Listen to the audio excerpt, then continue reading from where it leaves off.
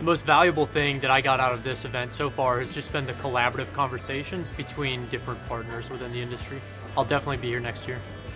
2020, 2021 were really the years of CEO proclamations and pledges.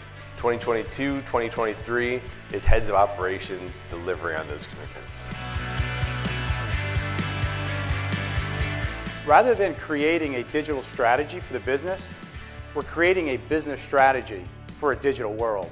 And it's leading with this mindset that enabled Pfizer to move with speed never seen in our industry.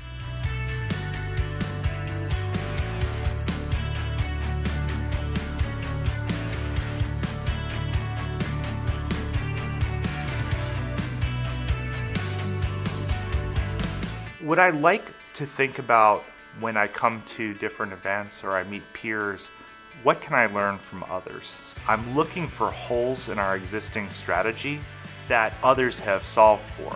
We're learning from our own experiences and the experiences of others about how to scale and scale fast. We can leverage partners like LNS to guide us on that path, to help show us things that maybe we're blind to. I hope to see you in Chicago on October 17th, 18th, and 19th.